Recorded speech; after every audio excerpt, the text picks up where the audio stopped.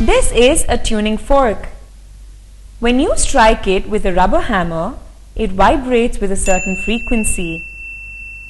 Frequency of the tuning fork means the number of vibrations the tuning fork makes in 1 second. Higher the number of vibrations, higher the frequency. Now let us strike it harder. You will notice that the number of vibrations it produces per second does not change. That means its frequency does not change if you strike it harder. So, the frequency of a tuning fork depends on its dimensions. Now, let us look at another example. This is a simple pendulum. It oscillates with a certain frequency. Now, let us increase the amplitude of this pendulum by pulling it further. Amplitude of the pendulum means the displacement of the pendulum in one oscillation. As you can see, though the amplitude of this pendulum has increased, its frequency has not changed. Now, let us take another pendulum of different length. You will notice that it has a different frequency. So, the frequency of a simple pendulum depends on its length. Now, let us see yet another example. This is a spring mass system. When we pull on the mass attached to it, it vibrates with some frequency. Even when we pull it harder, the frequency of vibrations remain the same. Now, if we change the amount of mass attached to it, it will vibrate with a different frequency. So, in a spring mass system, the frequency depends on the mass attached. From all these examples, we conclude that every body has its own frequency called as the natural frequency, and the oscillations are called free or natural oscillations. Once the body is excited, it vibrates on its own. When a body is set into vibrations and then left to itself, the vibrations are called natural or free vibrations. Now let us again set this tuning fork in vibrations. You will notice that its amplitude starts decreasing and eventually stops. Do you know why that happens? Well, the air around the vibrating body offers resistance to the vibrations. So, the amplitude of the vibration starts decreasing and the vibration eventually stops. Such vibrations are called damped vibrations. So, the periodic vibrations of decreasing amplitude are called damped vibrations. If we strike a tuning fork and then press its stem against the top of a table, the sound becomes louder or more intense. This is because the tabletop is forced to vibrate with the frequency of the tuning fork. Since the tabletop has a much larger vibrating area than the tuning fork, these vibrations produce a louder or more intense sound. The vibrations of the tabletop, which take place under the influence of the external periodic force, are called force vibrations. Here, the vibrating tuning fork provides the external periodic force.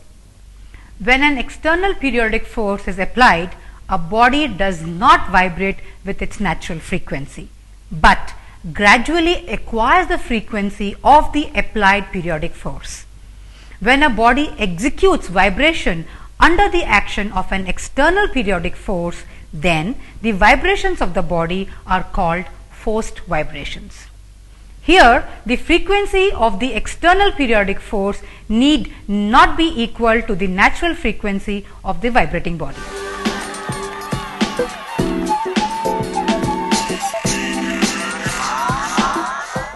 Now, let us study an interesting phenomena for understanding what a resonance is by doing a simple activity. Let us arrange two hollow sound boxes opened at one end such that their open ends face each other. Mount two tuning forks A and B of the same frequency on them. Now let us set fork A into vibration. Observe that the other fork B also begins to vibrate and a louder sound is heard. We will now understand why a louder sound is heard.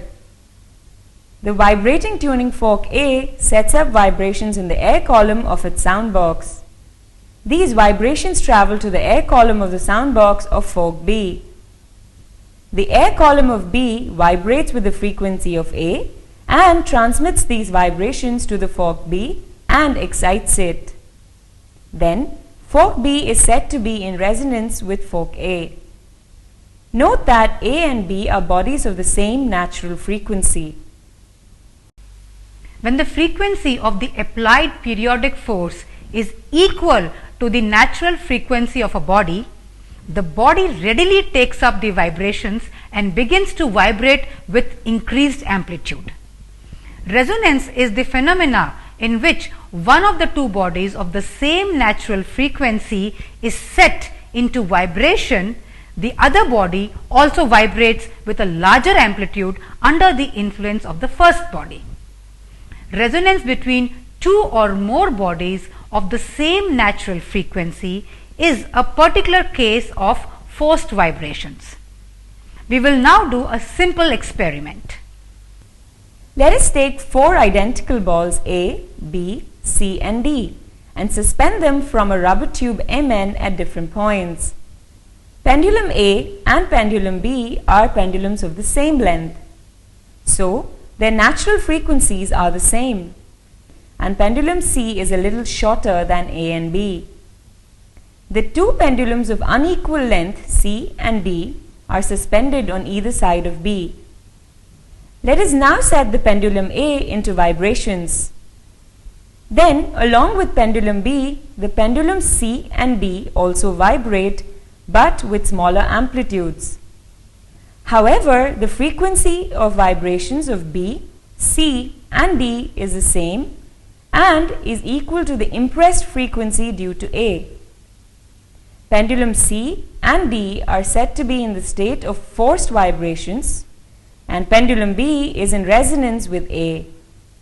So, it oscillates with a larger amplitude than that of A. The pendulum C and D make forced vibrations with smaller amplitude because their lengths are different from that of A and B. Resonance is an important phenomenon in nature. The following are some examples of resonance from real-life situations.